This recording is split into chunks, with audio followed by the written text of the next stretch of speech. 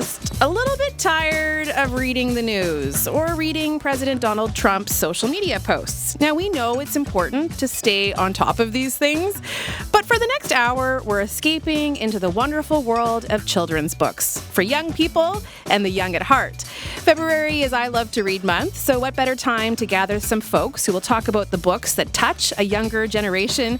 We have kids ready to share their book reviews. We'll hear about a kids' book club, and we hope you'll tell us about a children's book that brings back some warm, fuzzy memories for you.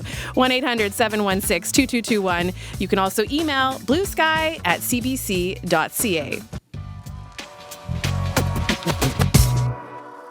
Schools are one of the places where kids are exposed to books that open their minds. Stephanie Sweeney is the vice principal and learning resource teacher at École Massey in Regina. And we have reached her in her classroom with a couple of her students. Madame Sweeney, bonjour.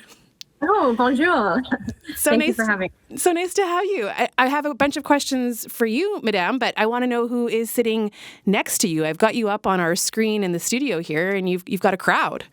Yes, we do. So we have... Do you want to introduce yourself? My name is Lachlan, and I'm in grade 5. Hi, Lachlan. Hi. And who's next to you? And I'm in grade 7. I didn't catch your name because I interrupted. What's your name? Isla. Isla. Hello, or Kyla. Hi, Kyla. And who's next to you? I'm Paige, and I'm also in grade 7. Hi, Paige. And I think we've got one more. I'm Sonia, and I'm in grade 5. All right. Well, we're going to hear more from all four of you in just a bit. But first, Madame Sweeney, you've got something special running this month. One book, one school. What is this? How does it work? Yes. So we are very fortunate to have a very supportive school community council. And so we approached them last year and asked if they would support a family literacy initiative. And so through that, we were able to purchase one copy of the book for each family in our school. And so the title of our book that we're reading this year is The One and Only Ivan by Catherine Applegate. And we launched it last week, aligning with Family Literacy Week. And students went home with the book all on the same day. And we have a reading schedule and activities for families to complete together. And then we also have class trivia every day on our morning announcements, where classes can win points and try to be to win the prize at the end. So every child from K to 8? Every family from K to 8. Every family. Yeah. Okay. One book per family. How do you go about picking a book, Matt? I'm having trouble just finding a book that resonates with my 8-year-old daughter and my 5-year-old son. So how do you pick a book that you think will work for all ages like that? Yeah, it's pretty tricky. Like you mentioned, there's quite a range in an elementary school, from ages 4 all the way up to 14. So we try to aim for about that middle range, grade 4 to 5, and a lot of books in that age range can be suitable for our kinders all the way up to our grade 8s. And then I also have a pretty good network of other teachers that I'm able to reach out to. So I got some suggestions, and we collaborate as well. And a couple other schools selected a similar book. So I wrote down the title, and now I can't read my own handwriting, Madame Sweeney. What was the name of the book again? The One and Only Ivan. One and Only Ivan. Right. Okay. So can you give us a sense of the book, the storyline? Yes. So it is about a gorilla who has lived his life in captivity at a mall, and at a roadside mall. And without giving away too much of the story, it's basically from the gorilla's perspective. And along the way, we meet other characters, other animal characters and human characters. And throughout the story, we start to see Ivan, the gorilla, learn that maybe this is not the best place for him and for the other animals living there. Okay. Yeah.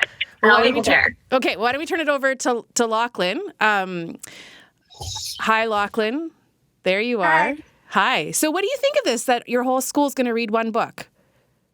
Well, is the entire class, like my entire class is like every single day when it's time for the quiz, like Madame Ganser, our teachers, is like up to like the button, ready to press it like at the moment.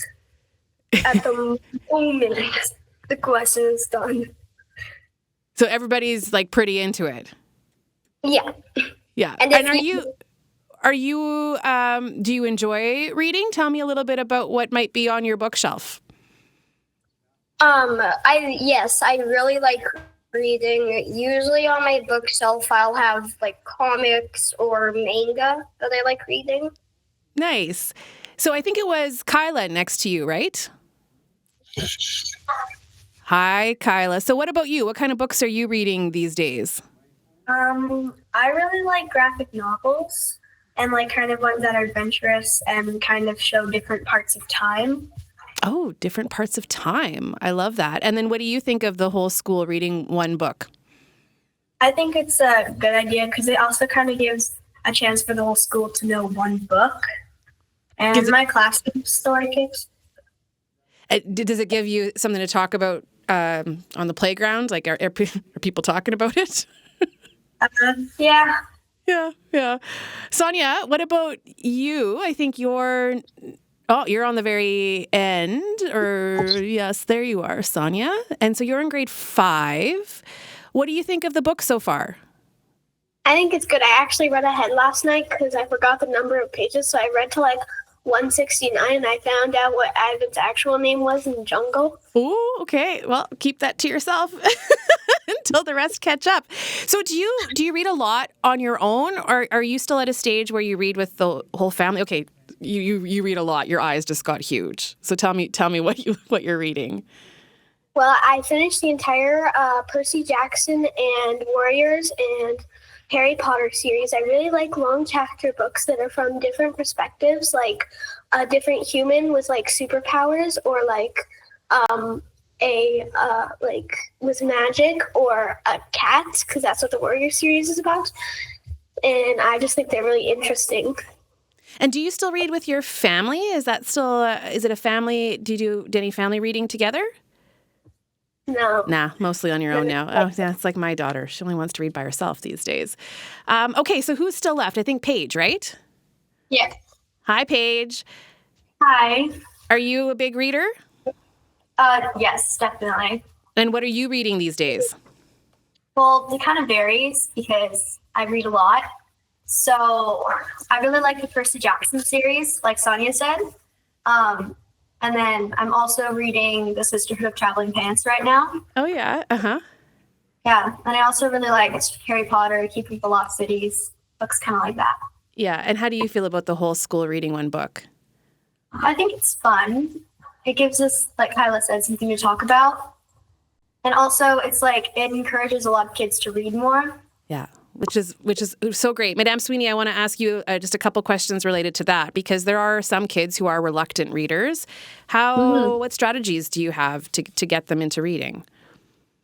Well, for parents and families, I would just encourage them to allow their children to explore what type of genre of book appeals to them, because any reading is good reading.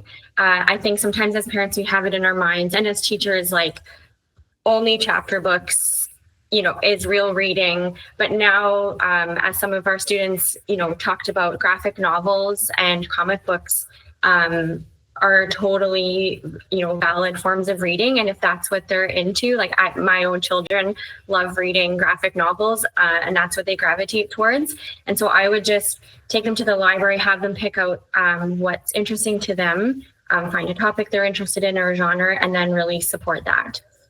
What are you doing as a school at the end of the book? Do you have anything planned to celebrate finishing that final chapter? Yes. Well, we will have a draw for some prizes, and we will also be watching the movie, The One and Only Ivan, together along with our school community council. We'll have a movie night to celebrate. Well, it's been great meeting all of you. So nice to chat with you, Madame Sweeney, and the students. Want to give me a little wave? Thanks, everyone. Happy Thank reading. you. Yeah, Thanks. loved talking to you.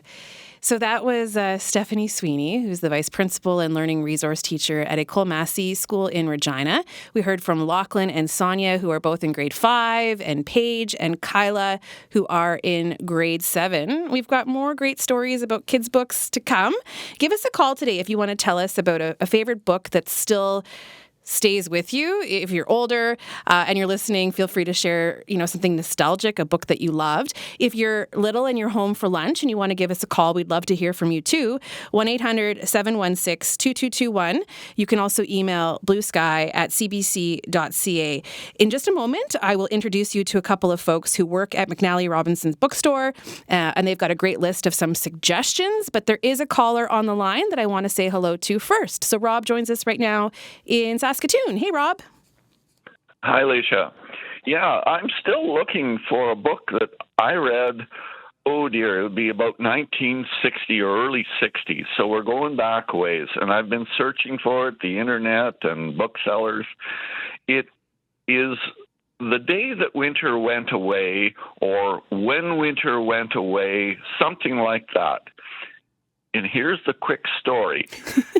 In the forest, all the little animals, on a cold, blustery fall day, a couple snowflakes come down, and somebody says, "Oh, I wish winter would go away and stay away and never come back." And so Winter heard this, and its feelings were hurt. Mm-hmm. And it decided to leave and never come back. And in the spring, the trees wouldn't leaf out. And the birds they didn't have leafy branches to build their nests for the next crop of young birds. And the problems just multiplied. Basically, all hell broke loose. We don't want that.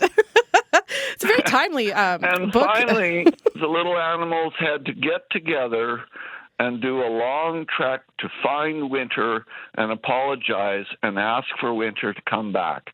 And of course, it helps to get us all to appreciate Winter here. Oh. And I think it would be great if we could find that book again. I am with you, Rob. I'm going to go hunting for it.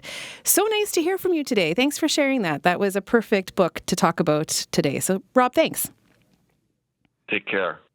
That's Rob in Saskatoon. So I'm going to get our guests in our studio here to turn on their microphones because they're eager to chat more about books that the younger generation loves, and heck, we like them too.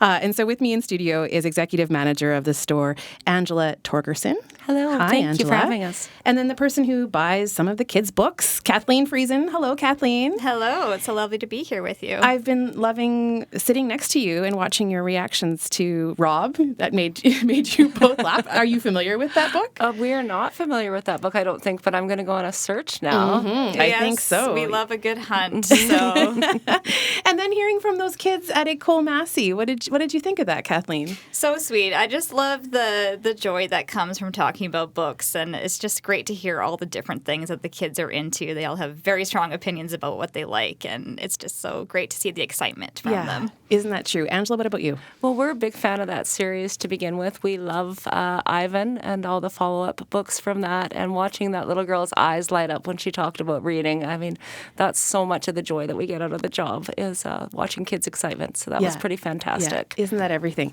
So I'm wondering if each of you have a book that you remember from your childhood that you want to talk a little bit about today, Kathleen? Sure. So what comes to mind for me, it was a picture book, actually 3 picture book series about Zoom the cat. It was by Tim Wynne-Jones, a Canadian author. So I believe it was Zoom Upstream was the first one, Zoom Away, and Zoom at Sea. So it was basically this very adventurous little cat. And if you can imagine very detailed black and white kind of pencil illustrations, this cat actually loved water.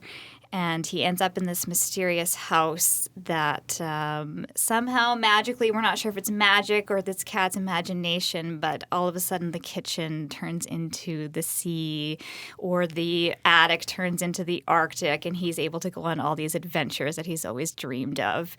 by the end, he's just a sleepy little cat in the house, and you're not really sure what happened, but I just loved it as a kid. And just because it's a good book, or is there something about the place and time and the people around you that creates that nostalgia when we start talking about books from our childhood? I think for sure part of it is nostalgia, and my mom was a teacher librarian, and so our house was just full of these amazing books that she picked out for us. So part of it is the memory of, your parent or your caregiver sharing those books with you. That was part of the experience, and just a sense of wonder that you get sitting down with a new book. And yeah. Mm-hmm. Angela, what about you? I was thinking about this when you asked us the question, and I think, looking back, this won't surprise you, Kathleen, some of the classics, like The Secret Garden and The Little Princess. I was obsessed when I was a little girl about that idea of being off at boarding school and having these trunks of lace and silk and, the fancy flouncy dresses, and then having it all taken away. and then just the mystery of that, and that secret desire to be a princess and have all those things. So that absolutely takes me back to being a little girl.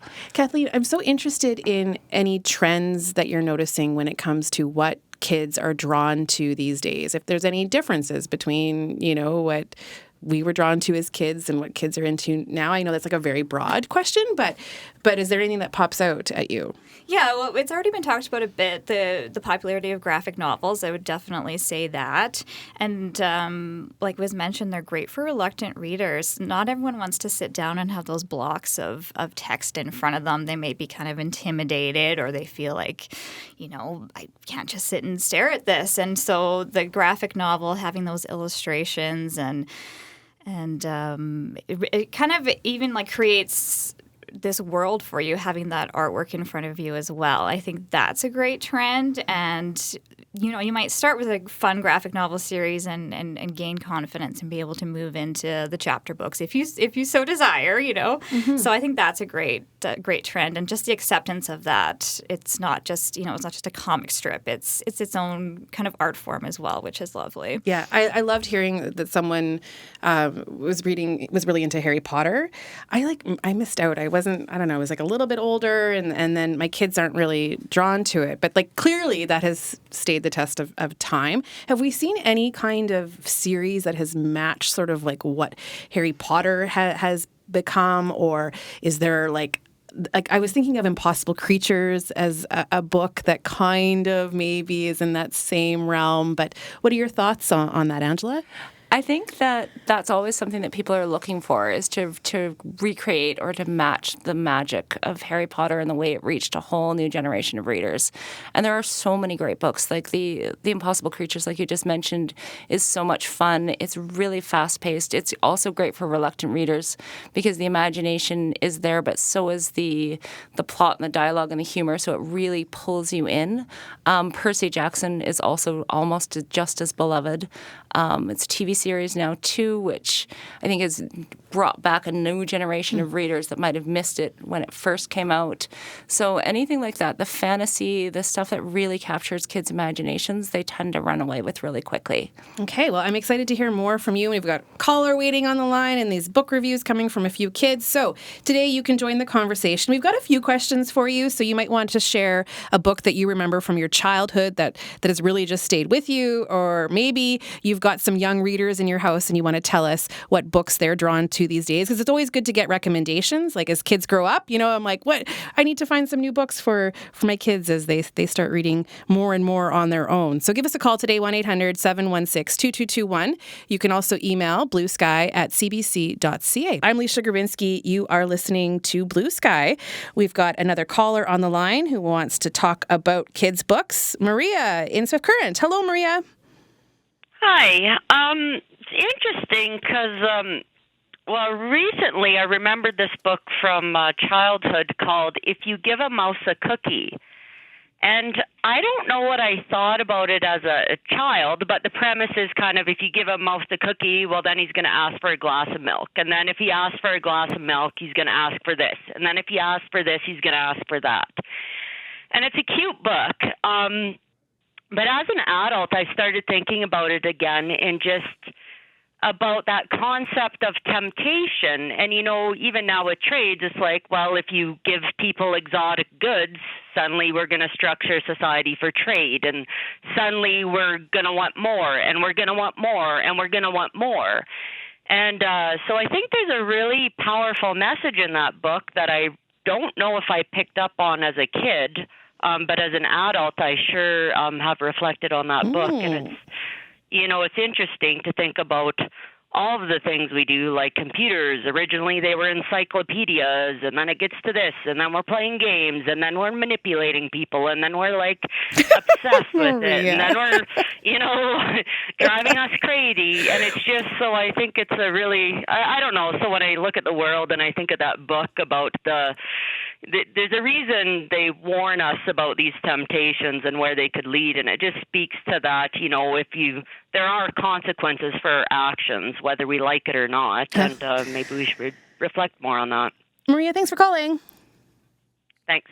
That is Maria joining us in Swift Current. I want to go to our guests here in studio again. We've got Angela Torgerson, who's the executive manager of McNally Robinson, and the person who buys the kids' books is Kathleen Friesen. Because I know you compiled a list, so I want to get through a few of the book recommendations that you've got, and then we're going to hear from one of our young people who's got a book review of her own. So, some of the titles for early readers. Kathleen, do you want to kick things off? Yes, for sure. This is my favorite category of books. I get to bring in the board books and the picture books, and it's so much fun. Let's talk about some board books. So, we start reading right away, or at least we're presented books, and so that's a very formative experience. And so there's a few new board books coming out from John Clausen, who might be a familiar name for some people. He's originally from Winnipeg. He's basically a picture book superstar at this point. He's well known for his Hat trilogy of books. But this is the first time he's written for the youngest of readers. His first original board books that he set out to write for toddlers, basically. And so he's got 3 books, one called Your Farm, Your Forest, and Your Island. So each one kind of sets up a scene. So your farm and the objects that you'd find in a farm, and your forest, and so on. And so very simple text, his quirky illustrations, and basically he just leaves room for kids to use their own imagination of what they might get up to in these settings. Really, really cool and a neat idea from him. So, Angela, what's another one on that list? I think the next one on the list that we would be most excited about would be Bruce Saves the Planet by Ryan T. Higgins. This is part of his Mother Bruce series. And if there was one picture book that connected us all, it would probably be the Bruce series. Bruce is this very grumpy bear who accidentally adopts, after they imprint on him, a family of goslings while trying to boil them for breakfast, actually, which is pretty fantastic. And his books are so quirky and lighthearted but warm, and he takes such great care of these geese, but then also the forest and the larger world as a whole. So this is his new board book coming out, and it's perfect for Earth Day as well, because it's about they're gonna save the forest and the planet. Love, I love that. Okay, so we're going to hear from a little bit of an older reader who has, surpassed board books, is on to some different things. So let's listen to one of our book reviews. Hello, my name is Eliana. I'm 11 years old, and I live in Saskatoon. And the book I read recently is Dork Diaries. Dork Diaries is a really fun book to read. There is, do you want to hear some of the characters? There's Nikki J. Maxwell. She is the new girl at the school. And she has a lot of anxiety, and this story can make you sad, happy, mad, or even happy, or I don't know. There's a lot of feelings in this story. Her kind of enemy / mean girl is Mackenzie Hollister. She isn't very nice to Nikki, and her BFFs are Chloe and Zoe, and her crush is Brandon. All these people are nice and mean, and she's at a new school this year. It's called Westchester Country Day Middle School, and she has weird times and people who want to learn about other people's lives. I really recommend it. I really recommend this book for people who want to learn about other people's lives. And I think this book can take you to a whole nother world. It's like very entertaining. Thank you. Bye. Well, thank you. That was delightful. Thank you, Eliana. I want to introduce folks now to an author that is no stranger to Blue Sky. Carol Rose Golden Eagle is a poet, author, artist, and musician.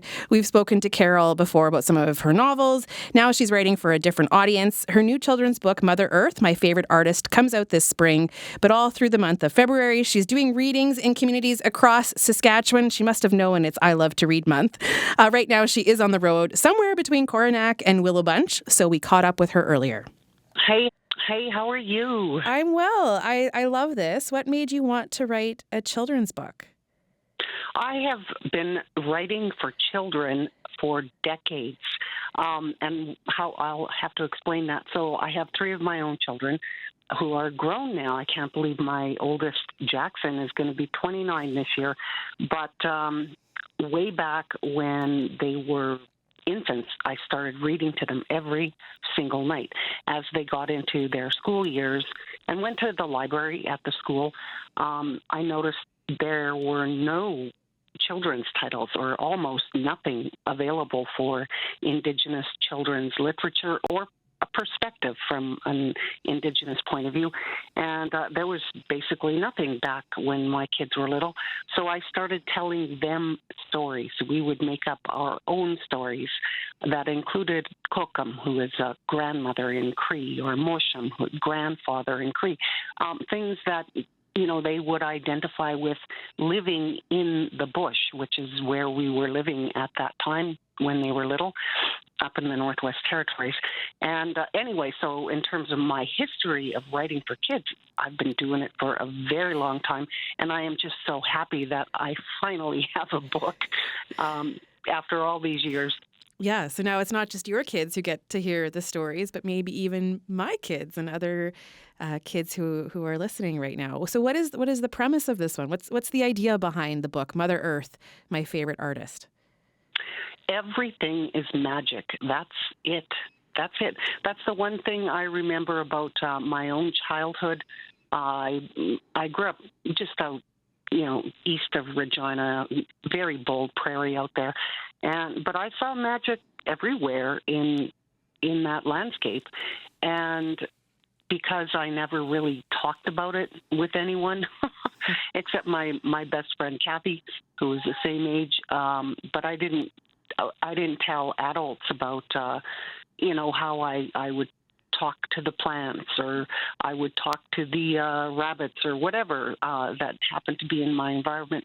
And so I think I developed it way back then, the storytelling element. And I guess that's all I have to say about that. How different is it to write for children than maybe an older audience?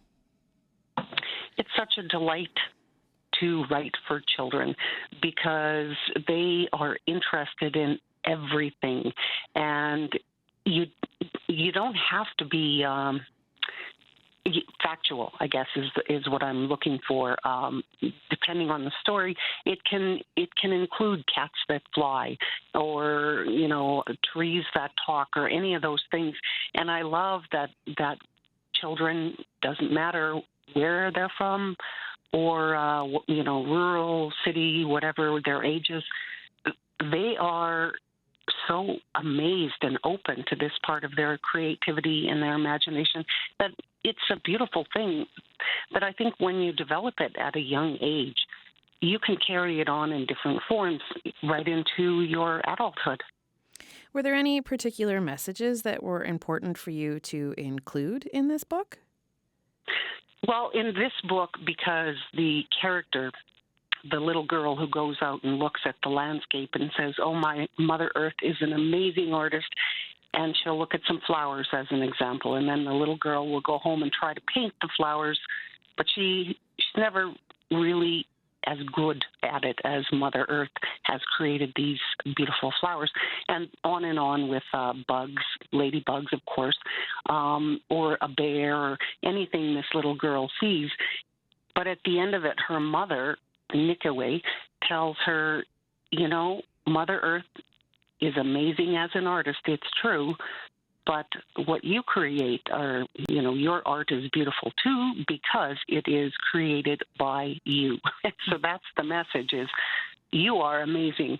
So Mother Earth is, you are amazing as well because you are a part of this earth. And I guess that is, if you wanted to wrap it up, that's how it would be bow-tied. Yeah, well, that's a lovely message. So you get to share that message and just share stories with kids all over the province right now. So what is it like to connect with kids these days for you? It's not your own kids, but you're sure sharing those stories with others. What's that like? Okay, I can't remember the ages of your children, but I think they're around like 4, 5, 6. You're close, 5 and 8. There we go. So you remember then when the teeth started falling out. Yes, and so this is one of my favorite audiences is that age group. I think it's probably grade 1. And so I'll be telling my story and they listen and they lean in when they listen. And then when I get to a point where they think something is funny, everybody smiles and all these teeth are missing. And at that point, it just takes on its own magic from there. And it's a joy to be able to spend time with them and say to them, you know what, you are beautiful too, because whatever it is you create, it was created by you. So that's a good one. And you're really witnessing that love of hearing a story, sharing a story, reading. Like you see that firsthand, what it's like to connect with a child and either read a book together or tell a story and watch them listen. Like just the importance of that, the magic of that, you're seeing that firsthand. Oh, I know. And that's the beauty of it. I was able to, enjoy that with my own children. And even all these years later, I'm still being able to watch these little people just lighting up and embracing and getting excited or whatever the character happens to be doing. And I love their imaginations and that they are so willing to share. So that's part of the reason I do it is it just brings me joy. Carol, so good to talk to you today. Thank you. Yeah, my pleasure. Rose Golden Eagle is the author of Mother Earth, My Favorite Artist. So I know you've got a couple of other ideas on your list. Great books to read with kids by Indigenous authors. Kathleen, what's another one on your list? Yeah, so I'd love to talk about a picture book called Raven's Ribbons. This is by another prairie author named Tasha Spillett. She's a great friend to the store. And this book is about Raven, who loves going to the round dances with his grandma. He loves hearing the drums. He loves seeing the dances. But his favorite part is watching the dancers swirl in their ribbon skirts. Lovely. And so he asked his grandmother, do boys ever wear ribbon skirts? And so she actually ends up making him his own special ribbon skirt. And when she presents it to him, she says, I've lived for a long time and I haven't seen a boy wearing a ribbon skirt before, but I'm always lucky to see beautiful things that I've never seen before. You're not even reading the book to me, and I know, feel like I'm right? tearing up. So it's just so joyful, and that great intergenerational relationship between a grandparent and a child, and honoring traditions as well as kind of sharing that there's room to create new ones as well. Oh, that's beautiful. Angela, What about you?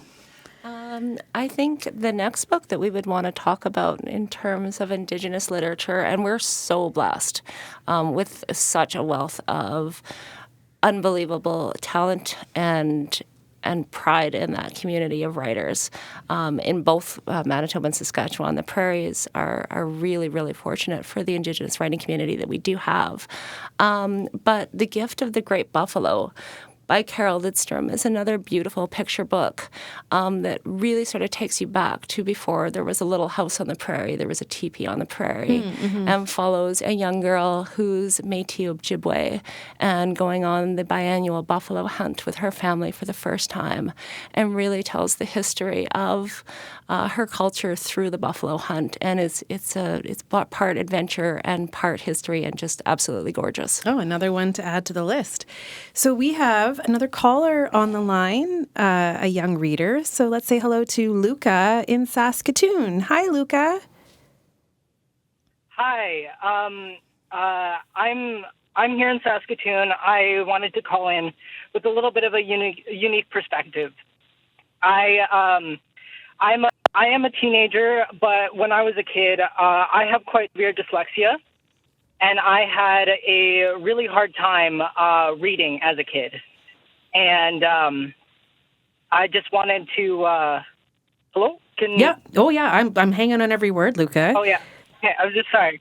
Yeah, I just wanted to just tell everybody that the thing that really changed my life was audiobooks. I didn't actually learn how to read in English till grade 6, and I absolutely hated reading because I just really wasn't good at it. And audiobooks truly changed my life. I read so much now because of it, and it was really something incredibly powerful for me. Reading has always been a really important thing for my family. My dad owns a small bookstore here in Saskatoon. It's called Turning the Tide Bookstore, and it was truly a life-changing thing for me. And I just wanted kids to know that that's a possibility. Yeah, Luca, I can totally hear it in your voice, just how much of a life changer it was. Do you want to just tell us about some books that you're drawn to before we let you go? Oh yeah, for me, actually my tutor who was teaching me English showed this to me. It was a book called Warrior Cats. That was a really fun one for me, as well as a book series called Wings of Fire. Those two were my kind of my Roman Empire for a very long time. They were there for me when no one else was. So those were some great books for me. Luca, so good to hear from you. I'm so glad you found audiobooks. I'm so glad you called. It was so nice to hear your voice today. Thanks so much. Thank you so much. And I love this show. I really wanted to put in my 2 cents because this holds close to my heart. Oh, Luca, thanks for saying that. Have a good afternoon, okay? Mm-hmm. Yes, you too. Thank you so much. Bye. That was Luca in Saskatoon. Don't hesitate to call us too, 1-800-716-2221. You can also email bluesky@cbc.ca. The power of books, I tell you. Well, you don't have to be a grown-up to be in a book club. Sloan and her younger sister, Saoirse, and their mother, Brett, take part in a kid and parent book club. It is called Bound Together, and they're currently meeting at different locations with the Saskatoon Public Library. Now, full disclosure, I am friends with Brett. Her and I are in a book club, and so we kind of got our kids into this. My colleague Nicole Hack caught up with this family of readers, and she started by asking 8-year-old Sloan why she wanted to start this group. Because my mom had a book club, and she usually has fun at her book club, so I thought it would be fun to have our own. Yeah, what's fun about a book club? We can just all, we usually go to, a library, so we can still, play, and, it's fun to, all read a book and then talk together about it. So you meet at the library and talk about the book? Yeah. That is fun. Do you have snacks? Isn't that an important part of book club? Yes, we do. Is there a book so far that everybody has really liked? What makes a good kids book? We read The Christmas Pig, which is a good one. There's a lot going on, but it's really good, so that's good. Yeah, what made it? And Wild Robot. Oh, The Wild Robot. Classic. Mm-hmm. What do you like about The Wild Robot? It was just really adventurous and fun and wild. Does Saoirse want to talk a little bit too? Hi. Hi, Saoirse. How are you? Good. So tell people how old you are. 6. And what's been your favorite book club book so far? Wild Robot and Christmas Pig. So, yeah, that's basically it. Those are my favorites. And what to you makes a good kids book? Well, I think I like when something scary happens, but then it all ends out pretty good. Okay. For like both things that are doing the scene. It takes you on a bit of a wild ride. Yeah. Yeah, like the wild robot. Yeah, because that's pretty fun. I like that when that happens. Can you pass the phone to your mom for 1 second? So, Brett, I am interested in the evolution of the book club. Where did the idea come from? I actually read a book about it, I think I don't know if they were in the States or not. There was a group of parents that started this with their kids in grade 1, and then it went on all the way up. They were still doing it when they were in university. Wow. And yeah, and then I just that's one of our favorite things, is like reading together. And yeah, and the girls were always jealous. They think that my only social outing, which is pretty much the truth, is my book club. So we just decided to start one that they could belong to too. And what's it like for you watching this young kid book club? I mean, it's a bit wild because in the effort to be inclusive, and, we have a great, large community, it's a pretty big group. So, some days we usually start with either just having coloring out or something that kind of gets people all around the table or all sitting together. And then we start to talk, but it's been really great. Like one of the other, it's mostly 8-year-olds and then maybe their younger siblings. So we kind of have grade 1s, grade 3s, mostly a few grade 4s. It's been even really interesting to hear from the kids just on how they relate to the characters or, how they approach reading, getting the book done in time. So one of the members, Juniper, had, shared how she counts the pages and then divides them, by when she gets the book to when we're meeting and sets a goal for herself. In that case, she's reading to herself. But yeah, otherwise, it's kind of we read aloud or some people listen to the books together. And yeah, it's just fun to hear the kids take. It's often very refreshing and insightful. And it kind of, tells us a bit more about, their personalities, their thought processes too.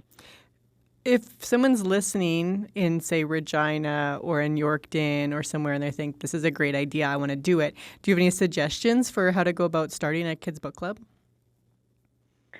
Well, I guess we did it with, some people that we already had connections with. So the kids were already quite comfortable, and then maybe with some friends of friends. But I think just putting it out there, and encouraging the parents to take part too. I think the first time, the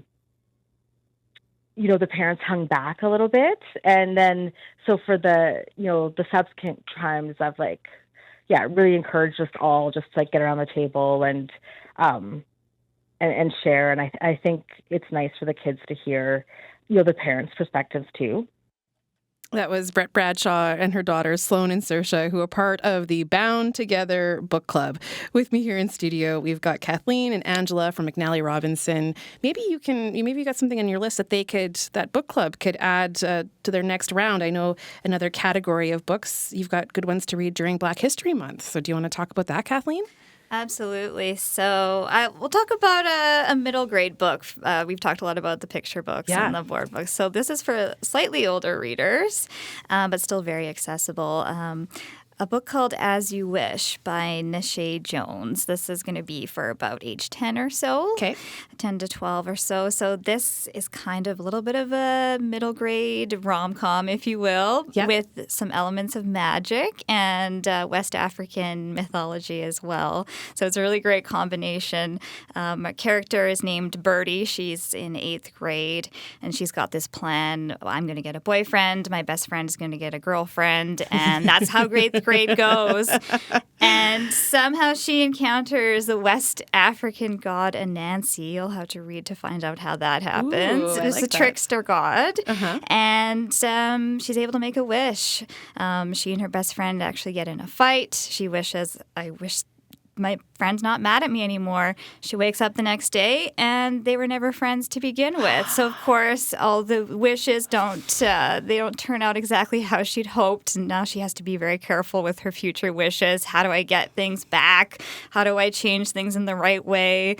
It's very fun. It's a very kind of like also like Groundhog Day. It's great. Nice. Yeah. I wish we had more time because this has been really wonderful. Angela, I'll give you the last 30 seconds before we say goodbye to add one more title to our list. I think I'll stick with the same theme. One of the books we're really excited about this season is for the oldest age group we haven't talked about yet, 14 and up, I would say. But Jason Reynolds is an author that we are huge fans of. His new book, 24 Seconds from Now, sets the scene of a boy who is on the cusp of a major life decision. Mm-hmm. And everything is sort of cut into that, what happens 24 seconds from now, as he grapples with whether he's going to go through with it or not. But Jason Reynolds is an absolute genius when it comes to writing really topical, important books for kids that age in language that they relate to and understand. It's not filled with lectures or dumbed down at all, but really a book that kids that age will be able to see themselves in. And I think it's going to be a really important book. It's going to last a long time. Yeah. I know you had more to share, and so if people are listening and they really want to know what else was on that list, I think we could communicate over email. You can email us, and I can get you a copy of their book suggestions. So bluesky@cbc.ca. Kathleen, Angela, thanks so much for being our guest today. Thank you. Thank you. Those were Kathleen Friesen and Angela Torgensen from McNally Robinson. I'm Leisha Grabinski. You've been listening to Blue Sky.